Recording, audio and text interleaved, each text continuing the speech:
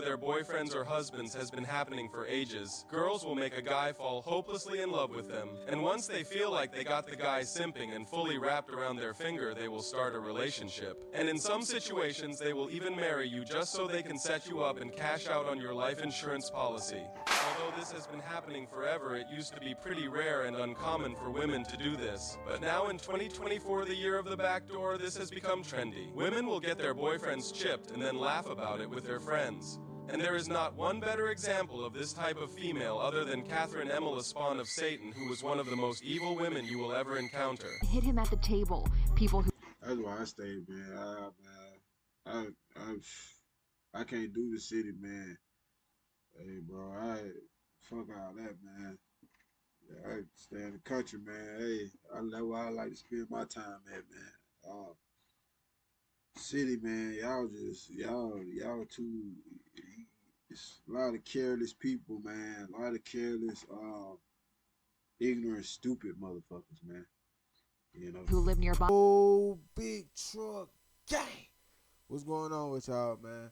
Hey, man, I hope everybody having a good, blessed week, man. I hope everybody fam good. I hope everybody loved ones good.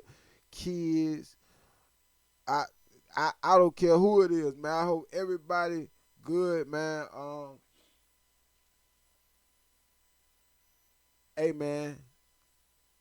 As long as y'all rocking with me, man, I'm rocking with y'all, man. I love y'all, man. Y'all have a blessed one. Hey, let's get into it.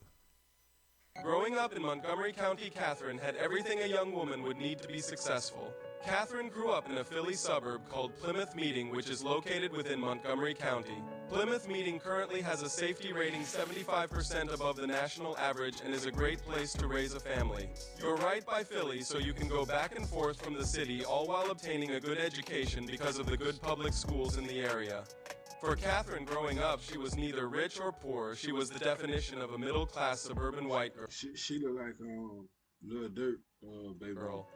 She wasn't privileged enough to get all the newest Gucci and Prada handbags, but never once went hungry or didn't have a roof over her head. During her early years throughout middle school, she was a good kid and never got into any serious trouble. Catherine was just your average middle school girl. She had her issues like all middle schoolers, but nothing too serious. She was an average student and was not popular, but was not a loser either. She had a decent group of friends. So how does one go from your average cookie-cutter middle school girl worried about Barbie and ponies to an infamous driller and the backdoor queen of the burbs? It wasn't until high school that things started to change and Catherine started acting out. Her family had just moved to Norristown, which is the worst part of Montgomery County.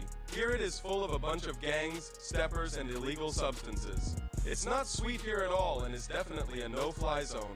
Authorities in Norristown are asking for the public's help to find a murder suspect. They are searching for 18-year-old Damian Wilson. He's charged with shooting Anthony Vitelli to death on Arch Street October 7th. The goons in Norristown are always on point and will fill you up with slugs if the beef is up. Eugene Ware is wanted on first-degree murder charges for a shooting that happened 1 week ago, right about this time. Goons of all ages are always hunting the ops and trying to create new packs to smoke on. So I know a lot about the violence out here. My family just moved in down the street. This man, who wanted to be identified as Mr. Jet, says around 10 p.m. on November 21st, he and his daughter were driving down the 900 block of Main Street in Norristown.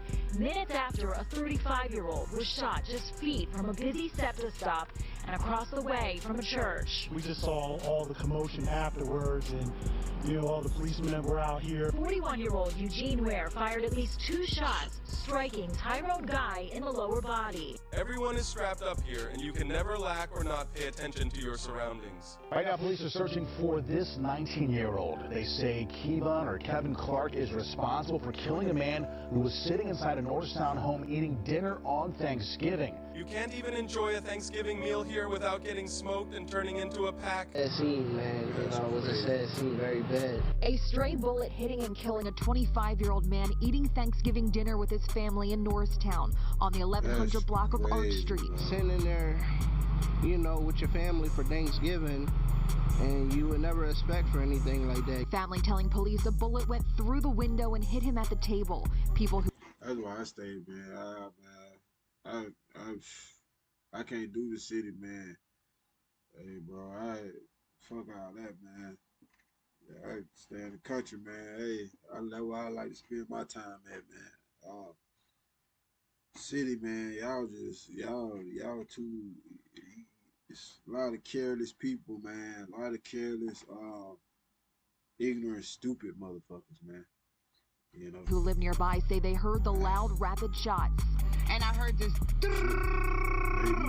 After her family moved to Norristown, Catherine ended up transferring to Norristown Area High School. And this is when everyone around her starts noticing a change in her personality. It wasn't as if she got a million face tats and became a snow bunny suburban driller overnight, but rather her personality change and ascension into the gangsta lifestyle was a slow and grueling process. The once die-hard fan who only wanted to listen to Britney Spears had become completely fascinated with Chicago drill music. She was obsessed with the men behind the music and thought these guys were the most handsome, coolest thing out there. While some girls fantasize about getting with Justin Bieber, Catherine fantasized about King Von. She wanted that savage train with King Von and T-Roy. She wanted to get bent over and drilled on from the back by the biggest drillers in Chicago. And it's during her freshman year of high school that Catherine decides she wants to be a snow bunny stepper blicked up and ready to fill an op full of slugs. By the halfway point of her freshman year, Catherine had started using illegal substances. She had began blowing a lot of tree and drinking Henny and Grey Goose, and had started hanging out with some local drillers and goons that she worshipped. She had just began the process of becoming a snow bunny driller, and as time went on, the type of guys she was hanging out with were becoming more and more sketchy. She was speaking differently and was talking like a girl who had grown up in the streets.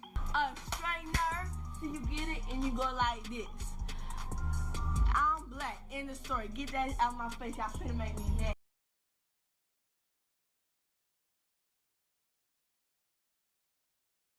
She was literally talking similar to this back during her freshman year of high school, and by sophomore year, things had started getting steadily worse. She had stepped up her illegal substance use and had began indulging in the pharmaceuticals.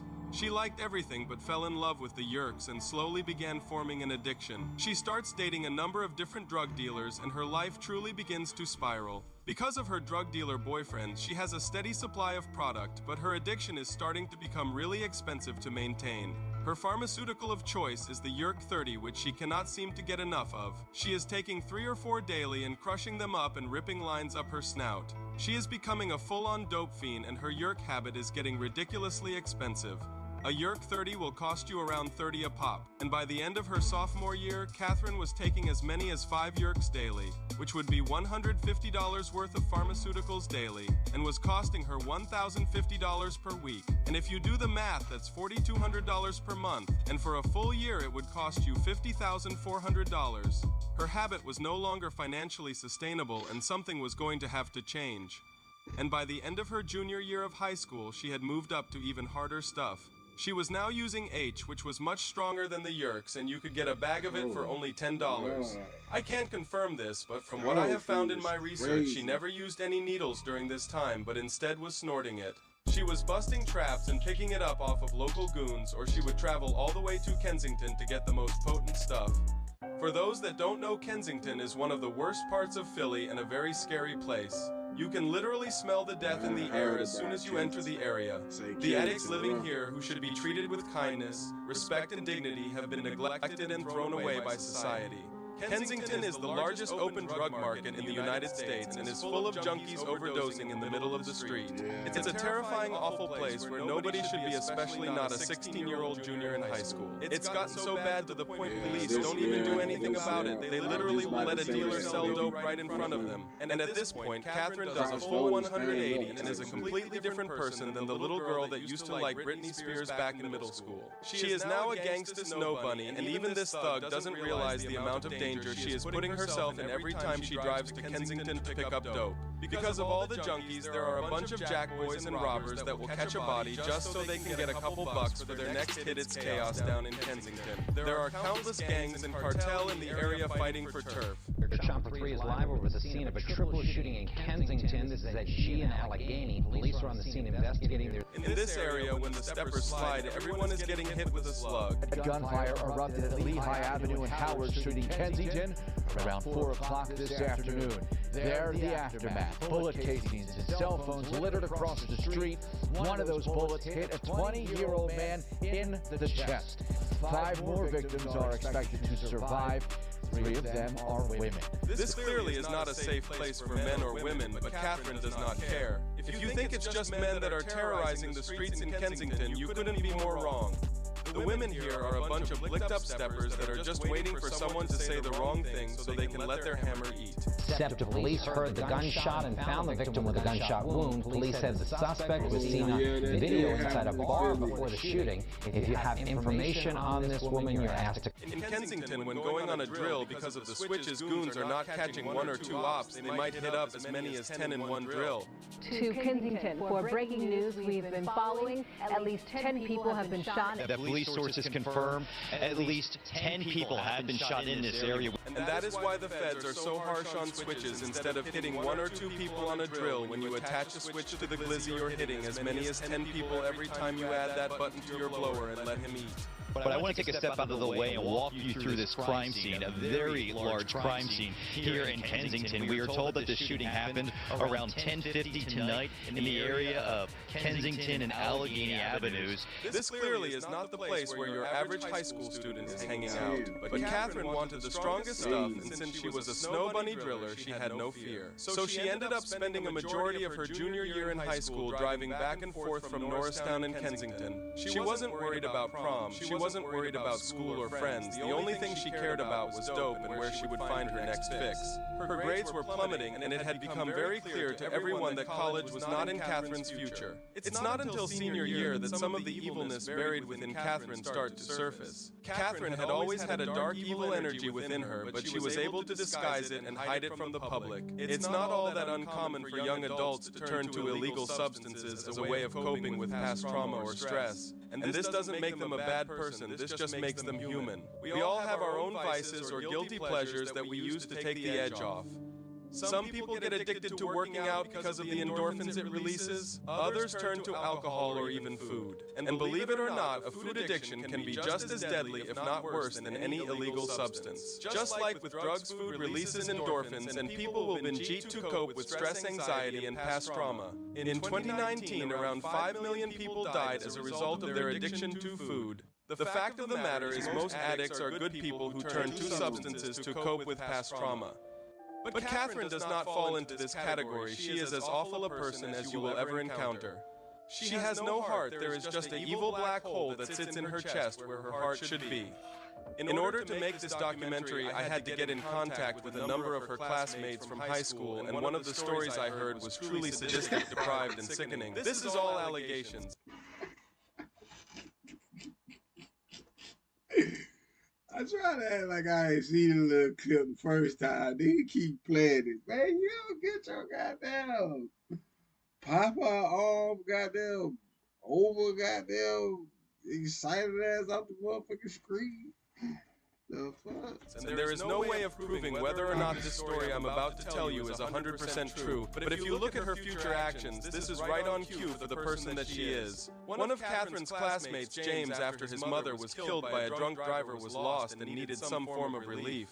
James had never used any substance in his life other than tree and booze. He knew Catherine could get you anything you wanted, so he contacted her and asked for a Yerk 10. Catherine agrees to help and tells him she will pick him up after school and drive him down to Kensington. After arriving, Catherine tells James to wait in the car while she leaves to meet up with her plug to buy the Yerk. When she returns, she tells James that it is already crushed up and to rip a giant line. He immediately starts foaming at the mouth, and a couple seconds later, he is passed out and overdosing. Instead of grabbing James a Perk 10, Catherine picked him up some H. She then tricked him into thinking that she crushed up the Yerk when in reality it was H the whole time. And since James has no tolerance for opiates, Catherine must have known he was going to overdose. And when James miraculously woke up, he was slumped on the side of the road in one of the worst parts of Philly, thrown away like a piece of trash. He had no phone, no wallet, absolutely nothing, even his shoes were stolen. He had lost nearly $1,000 and his favorite photo of him and his mom. When he confronted Catherine about what she did a week later at school, she laughed and admitted it. Because of all of Catherine's gang ties, there was nothing James could do to get his money back. All that he wanted was his favorite photo of him and his mom back, and he was hoping Catherine had some sense of humanity left in her. He couldn't have been more wrong. Catherine has zero emotions or feelings. She is essentially a walking devil. She agrees to return the photo to James, but charges him an additional $250. I can't find anywhere online that says for certain if Catherine ever graduated, but it's around this time that she moves into her own apartment in Norristown. She continues down her self-destructive path of substance abuse and crimes. And how she was getting money to pay for her new apartment is a mystery. If I had to guess, she was either selling cat or illegal substances, but in all reality, she was probably doing a little bit of both. How else is a 19-year-old girl supposed to pay for her apartment with no job or help from her family? But don't feel bad for her. Like I mentioned earlier, she is a spawn of Satan and not a regular human being. Over the next couple years, she continues going deeper and deeper into a life of crime. Through all her hard work and perseverance, she finally achieved her dream of being a certified snow bunny stepper. She had made it big time. She was living in the hood, selling illegal substances and hanging out with nothing but killers and thugs.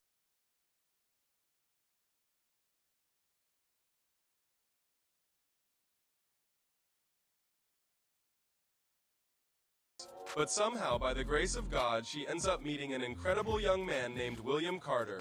This 35-year-old had a heart of gold and was working a legal job and providing for his family. He had just had a daughter and was quite the family man. As soon as he got off from work, he couldn't wait to get home so he could see his kids. He was a great man. He worked every day, always smiling. He just had a new daughter, and that was like the joy of his life, you know what I mean? So he'd get up and go to work and rush home to that baby girl. It was all about his kids.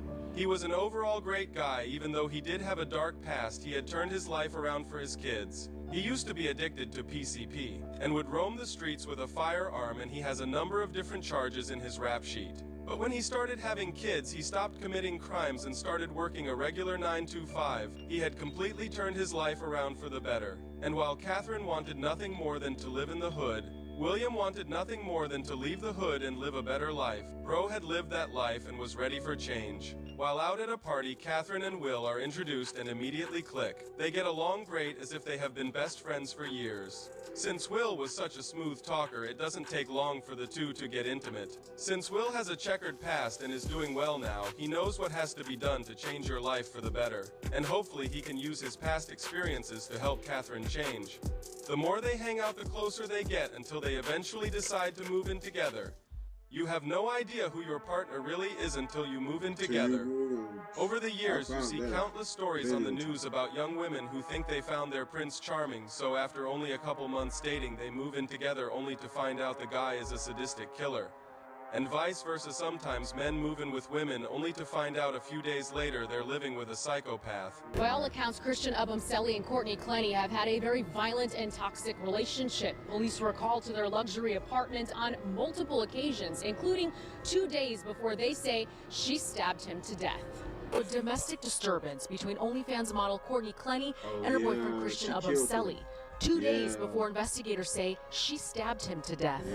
Clenny is in the lobby. The employee is the one who actually called police and tells them. After Catherine and Will move in together, from what I... You see how dude was looking at that one? 2 days before they say she stabbed him to death. Look A at domestic dude, disturbance look at between dude, look at OnlyFans that. model Courtney Clenny and her boyfriend Christian Abumseli. 2 days before investigators say she stabbed him to death. Clenny is in the lobby. The employee is the one who actually called police and tells them. After Catherine and Will move in together... He like, man, this lying.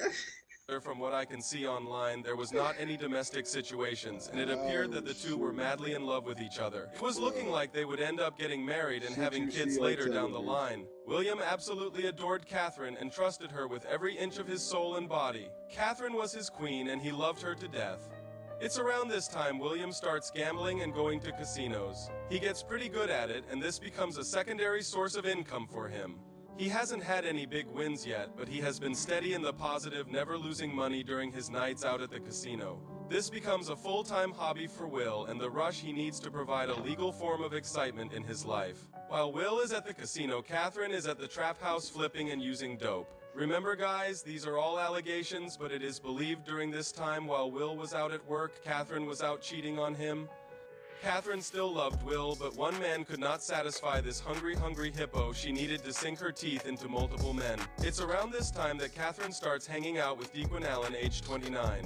and his homie Jerry Butler, age 28. The three of them are terrorizing the streets of Norristown selling illegal substances and setting people up to get robbed. While Catherine is out cheating on her man or using illegal substances, Will is either at work or at the casino. And Catherine, being the giant hypocrite that she is, ends up placing a GPS tracking device in Will's car so she knows where he is at all times. So while she is out at Kensington picking up dope with her new buddies, she can know exactly where Will is every second of the day. And for Will, who was steadily improving at the casino and winning $50 to $100 every trip, eventually he gets his big break. During a lucky trip to the casino, Will ends up winning $3,000 and rushes home to tell his girlfriend the exciting news. Will loves Catherine with all his heart and believes he can use his new winnings to help build a better life. And when Catherine hears about the winnings, she is beyond ecstatic but wants the money all for herself. For every action, there is a reaction, and when you do wrong, karma is going to find a way to catch up to you. The energy you put out in the world always comes back full circle. Just look at what happened to this female Oakland rapper who killed her ex and then made a bunch of songs mocking his life. After doing 7 years in jail, here's what she had to say about her crime. You've been sentenced to 7 years for smoking on your ex. And I be smoking on my ex, and it's the fact that got me choking. She kept taunting and disrespecting his life. It was as if she was playing a game of chicken and kept taking things farther and farther. She even showed up to an interview with a tombstone of her ex and mocked his life the entire time. How you feeling? Yeah, I'm feeling great. Like, just had a court date and whatnot. It's kind of cool. They said I beat the case. Oh, for real? And with a briefcase, it was a briefcase. You feel like? This has been a highly anticipated court date, you know, on social media. People like, we got to check back in on this on the 23rd. Exactly, you feel me? Luckily, I was able to do it virtually, you feel me? And if they said I didn't beat the case, I would have been like, take K, you know what I'm saying? Did the race, you know what I'm saying? So. Lots of people loved this man, and it was only a matter of time that there would be repercussions for all the negative energy she was putting out there in the world. 20,000 followers on Instagram and was launching a career as a rap artist when she agreed to appear at the grand opening of Glamour Beauty Supply on Telegraph Avenue at 40th Street in Oakland on Saturday. She perched on this gold throne, a purple and pink floral wall behind her, and posted photos and comments for her followers throughout the afternoon. But at 5 o'clock, a shooter showed up at the store. Witnesses to the shooting say they were here inside the store. They heard yelling, an altercation outside, and then shots fired. No one wanted to go on camera, but off-camera witnesses said that Tandagad collapsed outside this gate on the sidewalk, that a gunman took off running. Across the street, there are bullet holes. I'm telling you, bro, females, bro, be a fucking female, bro. You don't have balls and a fucking penis between your legs. You have a vagina. And shattered glass. Some witnesses hid inside an adjacent donut shop until the coast was clear. Oakland police said paramedics arrived and Tandagad was transported to the hospital where she later died. The evilness and greediness buried deep within Catherine was truly terrifying. All she could think about was the money, and while she might tell her boyfriend that she loved him in reality, she was incapable of having regular human emotions and loving anything other than herself. One afternoon, while Will was working and Catherine was out hanging out with her buddies, Daquan Allen and Jerry Butler, she tells them of Will's casino winnings and comes up with a plan to rob and kill Will. While she claims to love Will, she loves money and illegal substances a lot more than she could ever love Will. So they come up with a sinister plan to get the cash, and decide to bring 18-year-old Damon Brantley Jr. along for the hit. Since Catherine had a GPS tracking device already in Will's car, she always knew his exact location. They wait a week, and then on January 20th, it's time to put the play in motion. It's around 8 at night when William is walking around Westwood and Powell Streets. This is when a gray car full of goons approaches. They then pin William up against a wall, rob him, and then light him up with bullets.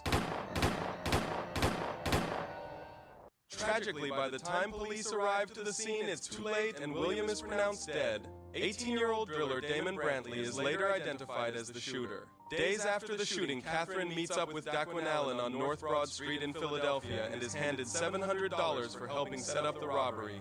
The life of the man who she claimed to love and was living with was only worth $700 to Catherine. There is something truly sadistic and sickening about someone telling you they love you while lying next to you every night in bed when in the back of their mind they are planning on setting you up the whole time. Eventually, police crack the case and Catherine is arrested on second-degree murder charges and placed in prison with no bail.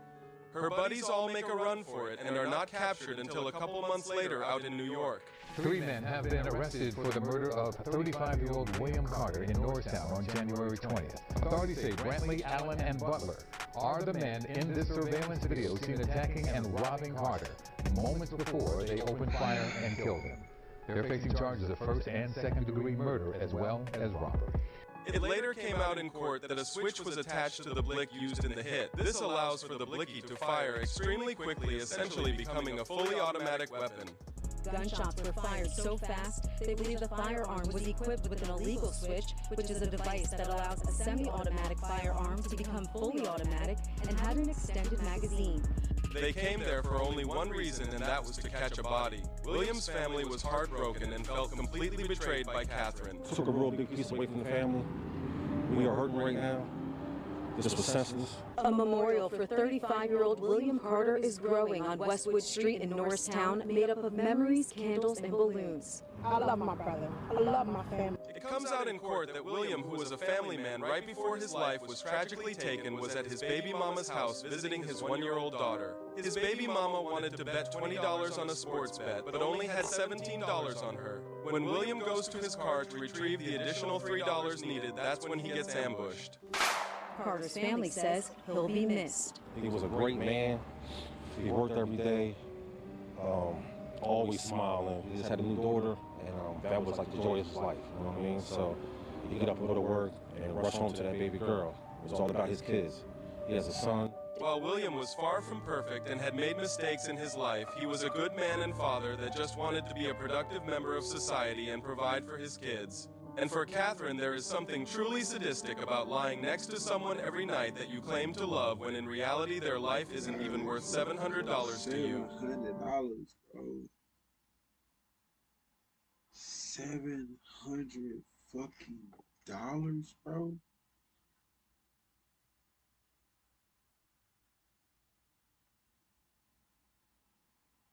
Man, rest in peace, man.